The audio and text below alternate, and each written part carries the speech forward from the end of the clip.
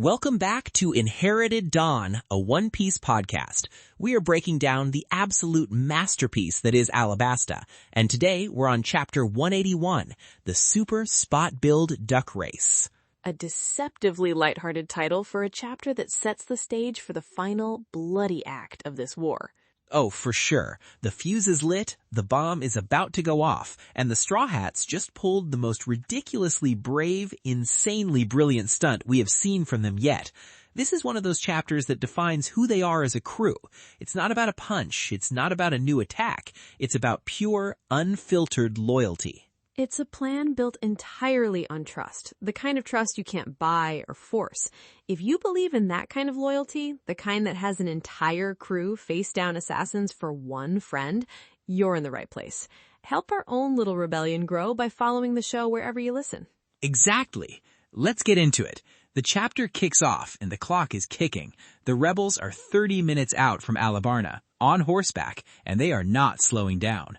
Oda gives us this shot of hundreds, thousands of riders, and you can practically hear the thunder of the hooves. It's an unstoppable force of pure rage. And the number is staggering. Koza is leading a massive army. That's the scale of this conflict. It's not a small skirmish. It's a nation tearing itself apart. The art really conveys the momentum. They are a wave of anger about to crash against the capital. And inside the city, Chaka is organizing the royal guard. He's determined, ordering them to protect every single gate. He understands this isn't a negotiation anymore. It's a last stand. You see the look on his face, man. It's not the face of a man who thinks he's going to win easily. It's the face of a man who has accepted his duty, no matter how grim.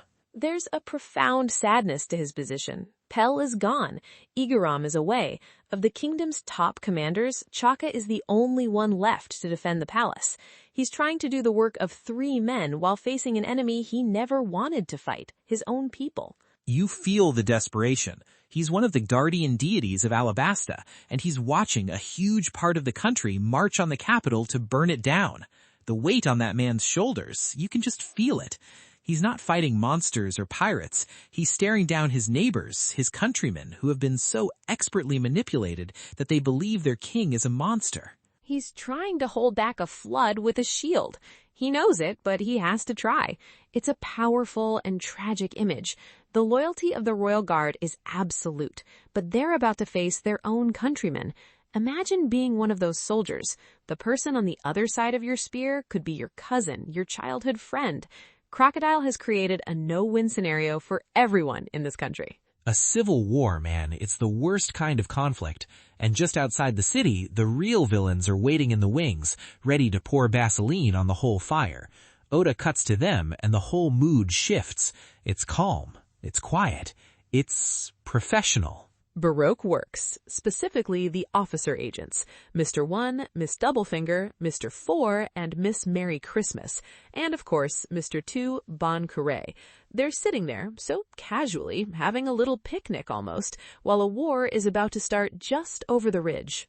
The whole top brass, minus Crocodile himself, and they have one mission: find and eliminate Vivi before she can reach the rebels. That's it. Cut the head off the snake before she can stop the venom from spreading. It's so chillingly simple. They're not there to fight the war. They're there to make sure the war happens. Mr. 1 is so matter-of-fact about it. Our only target is the princess. There's no malice, no glee. It's just an objective on a list. That makes him terrifying. He's not a sadist. He's a professional killer. This is just another Tuesday for him. The complete lack of emotion is what sets him apart from villains like Arlong or Krieg, who were driven by rage or ambition. Mr. 1 is driven by a paycheck and a code of professionalism. Exactly. He's all business. It's so cold. And the designs on this crew. Mr. 1 is just this stone-faced dude with a 1 tattooed on his chest.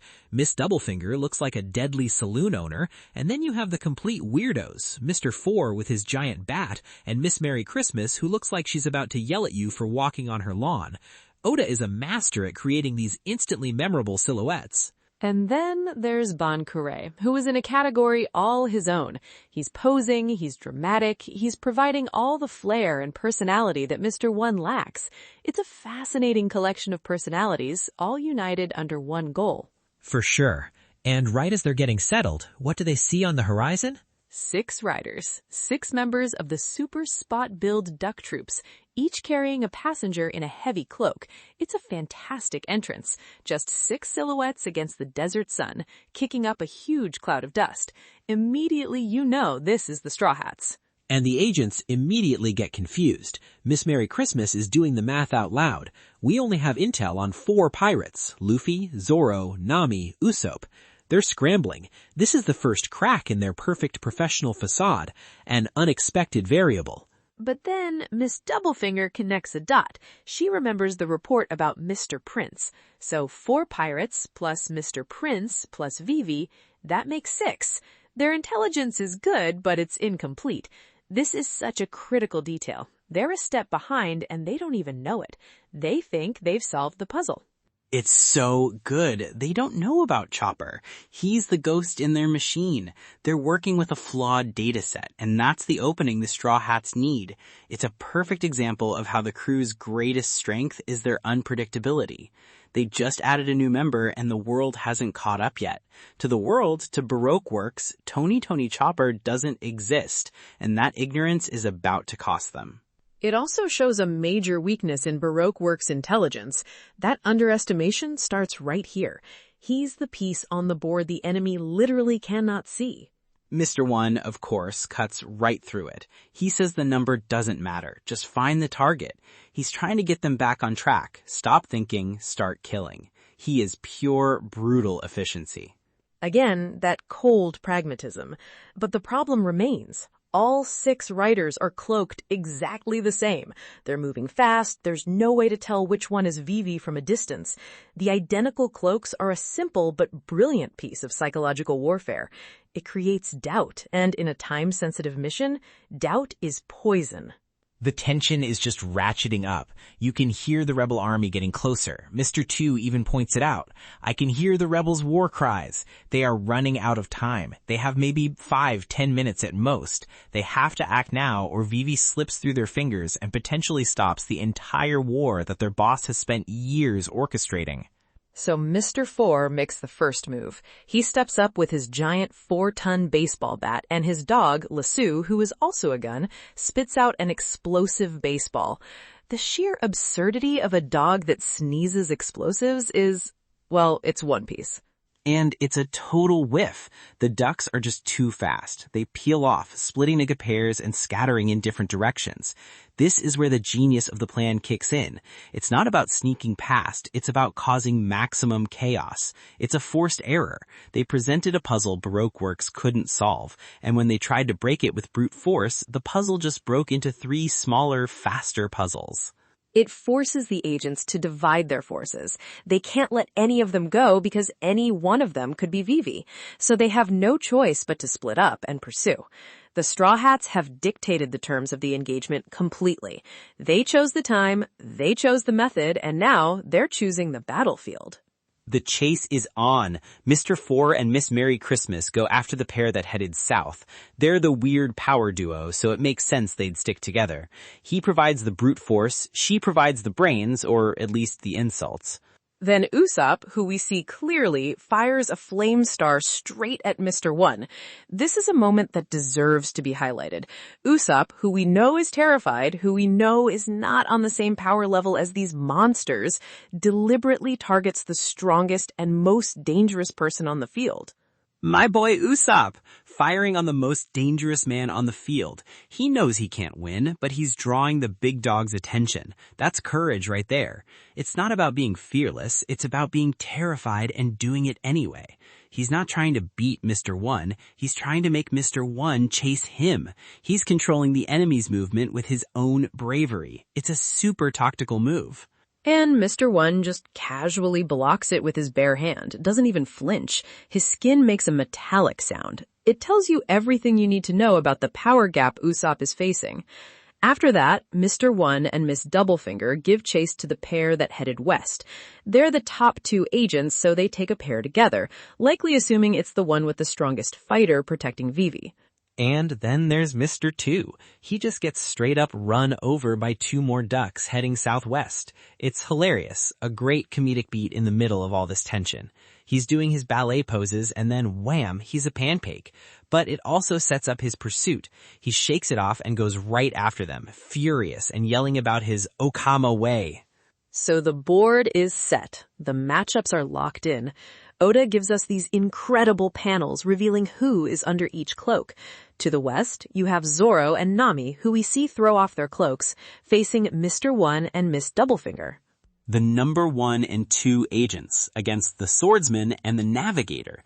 That is an absolutely brutal matchup for Nami, but Zoro is there. He's finally getting the top-tier fight he's been itching for ever since Mihawk. You can see the excitement in his eyes. This is what he lives for. But at the same time, he's not just fighting for himself. He's on protector duty. Nami is right there with him. And that adds a fascinating layer to his fight. Zoro's greatest challenge is usually a single powerful opponent. Here, his challenge is twofold: defeat an opponent who seems untouchable and simultaneously protect a crewmate who is completely outmatched. It's a test of both his strength and his awareness. For Nami, this must be terrifying. She just got her climb attacked, a weapon built for weather manipulation and tricks, and she's being hunted by the 2 most lethal members of the organization. She's gotta be thinking, I just wanted to make some money, how did I end up here? But she doesn't run. She's standing her ground with Zoro. The growth from the girl who was terrified in Arlong Park is just immense. To the west, it's Chopper and Sanji facing Mr. Four and Miss Merry Christmas. We finally see Sanji, and he's ready to go. The Mr. Prince persona has led him right into a battle against officer agents. Oda doesn't waste a single plot thread. The name he used to save everyone back in Rainbase now puts him right in the line of fire. It's perfect. He outsmarted Crocodile on the phone, and now he has to face the consequences in person. And he's got Chopper with him, the monster duo versus the weirdo duo. A powerhouse kicker and a shape-shifting reindeer doctor versus a 4-ton batter and a woman who seems just as strange and unpredictable as her partner. The dynamics of this fight are incredibly strange. Sanji's chivalry means he won't attack Miss Merry Christmas, but she might be the more tactical threat. And have his Chopper factor in, his brain point for strategy, his heavy point for strength. This is his first real battle as a Straw Hat, and he's been thrown into the deep end. I love it. It's a test for everyone. And that leaves the pair that went southwest. The decoy that ran over Mr. 2. We see it's Usopp and Matsuge the camel. Yes, the chronically exhausted, lascivious camel they picked up earlier. The camel. I love it so much. It's Usopp and a sick camel against a ballet-dancing, face-stealing martial artist. This is peak One Piece. The odds are just hilariously, terrifyingly stacked against him. You look at Zoro's fight and you think, okay, tough, but he can handle it. You look at Sanji's fight, weird, but he's got the power. You look at Usopp's fight and you just think, he is going to die. On paper, it is perhaps the single greatest mismatch we have seen so far. Mr. 2 Bunkarei is a powerful martial artist and has a devil fruit that allows for perfect infiltration and psychological warfare. Usopp has a slingshot and a bad attitude. But this fight won't be won with kicks. It will be a battle of wits, of deception. The man of 1,000 lies versus the man of 1,000 faces. It's poetically perfect. You're so right. It's not about power, it's about bull-headed trickery. Oh man, so good. So each Straw Hat has drawn an opponent, they've successfully split the enemy forces and engaged them in combat. From a strategic standpoint, the first part of the plan is a success. A resounding success. They've taken 5 of Crocodile's top agents and tied them up in battles across the desert, pulling them away from the main objective and away from the capital city. It's a huge success. They've tied up every single officer agent. But then, Oda hits us with the gut punch, the real reveal, the moment that elevates this chapter from a great action setup to an all-time classic. The perspective pulls back. We see the dust settling on the path where the chase began, and 2 figures emerge from behind a rock. Vivi and Karoo. They were never with the others. The 6 riders, Zoro, Nami, Sanji, Chopper, Usopp, and even Matsuge the camel, every single one of them was a decoy. Super. This is it. This is what it means to be Nakama. They weren't just protecting her. They painted giant targets on their own backs. They looked at Crocodile's deadliest assassins and said, come and get us. Leave her alone. They didn't draw straws to see who would protect Vivi. The entire crew unanimously decided their job was to be the bait. All of them. It's one of the most profound moments of trust in the entire series. It's a silent agreement. We don't see the planning session. We don't need to. Their actions speak louder than any bubble of dialogue ever could. Vivi had to trust them to hold off those monsters, and they had to trust her to use the opening they created to save her country. They didn't even hesitate, bro. There was no debate. The plan was just, we fight, you run. Every single one of them is risking their life, not to win a war, but to buy one person a chance to talk. They're not going to punch the rebellion into submission. They're fighting to give diplomacy one last desperate chance, and they are willing to die for that chance. That is just... It's what One Piece is all about. And think about the weight on Vivi now. She's watching her friends ride off to what could easily be their deaths. The people who have shown her more loyalty and friendship in a few weeks than some people experience in a lifetime. Their sacrifice means nothing if she fails. The burden is entirely on her shoulders. She is carrying the lives of her friends and the fate of her country all at once. She thanks them, and you can just feel it. Oda draws her with tears in her eyes, just saying, everyone, thank you. It's not a light thank you. It's the kind of thanks you say from the absolute deepest part of your soul. The kind of thanks you say when you know you may never see these people again. And then she gets on Karoo and they ride. The path is clear. The assassins are gone. The royal army is occupied. All that stands between her and the rebel army is an empty stretch of desert.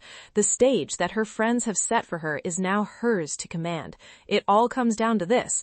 Can one person's voice stop a war? What a chapter. It's all strategy, all heart. And it sets up 3 insane fights while also pushing the main plot forward in the most emotional way possible. Just perfect execution. One of the best chapters in the whole series for defining what the Straw Hat Crew stands for. And speaking of execution, Oda's author comment this week was interesting. He said he's decided where to move and rented a new workplace. A new home for the master. You love to see it. He's building this incredible world for us. It's only right he gets a brand new workshop to do it in.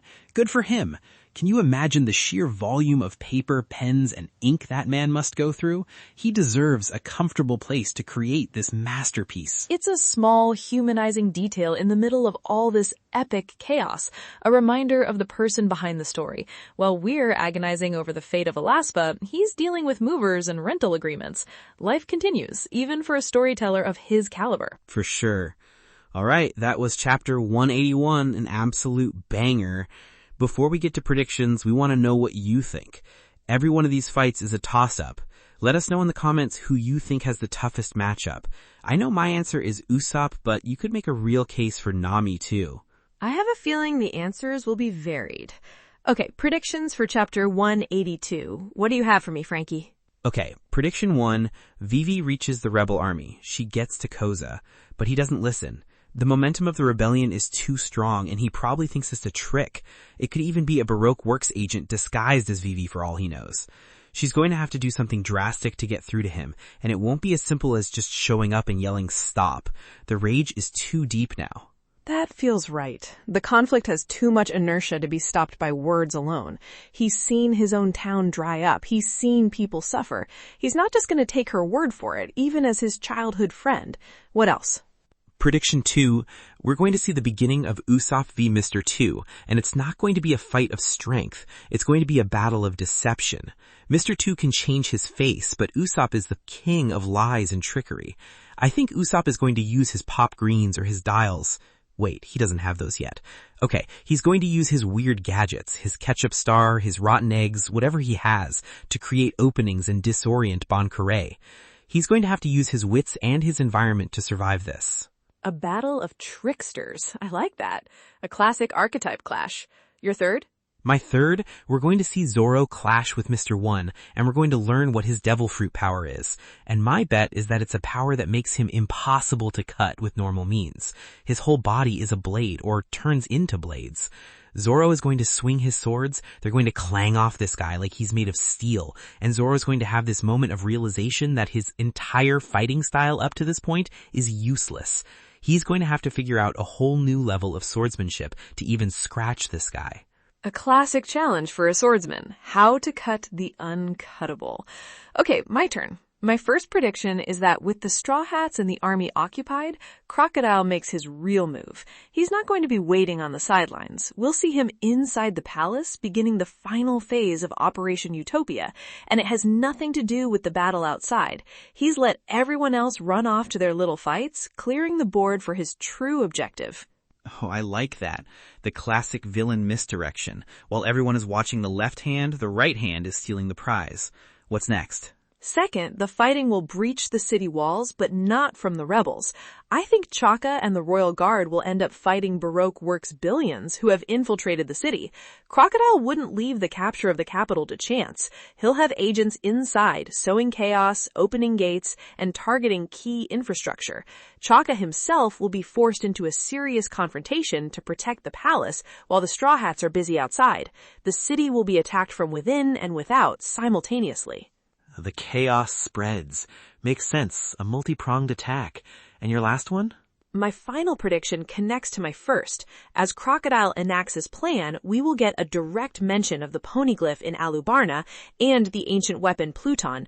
We will learn definitively that his goal was never just to take over the country for its resources or strategic position. He's after the military power to overthrow the world government itself.